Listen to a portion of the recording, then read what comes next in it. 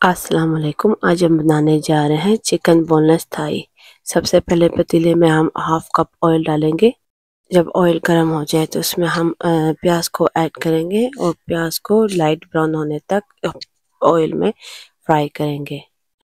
देखिए हमारा प्याज लाइट ब्राउन हो गया है। अब इसमें हम अदरक, लहसुन और ग्रीन चिली की पेस्ट को ऐड करेंगे और 2-3 मिनट के लिए प्याज के साथ इसको फ्राई करेंगे। जब ये फ्राई हो जाएगा तो इसके अंदर हम टमाटर को ऐड करेंगे। आप फ्रेश टमाटर भी ऐड कर सकते हैं। फिर इस मसाले को अच्छी तरह भुनेंगे। इसकी अच्छी तरह बुनाई करेंगे जब तक ऑयल सेपरेट ना हो जाए।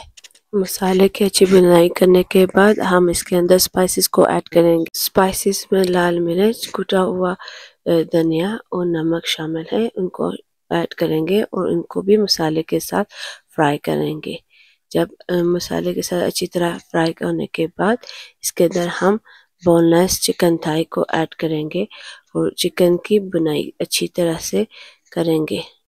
चिकन को ऐड करने के बाद आप हाई फ्लेम में इसकी बुनाई करें। बुनाई करते वक्त चिकन अपना पानी रिलीज करता है। इसी पानी के अंदर में हम इसको पकाएंगे और इतना पकाएंगे कि इसका पानी सारा खुश्क हो जाए और ऑयल सेपरेट हो जाए। देखिए हम चिकन की अच्छी तरह से बुनाई कर रहे हैं। चिकन की बुनाई करते वक्त ही ये चिकन अच्छी तरह से गल जाएगा। देखिए आहिस्ता आहिस्ता ऑयल सेपरेट हो रहा है।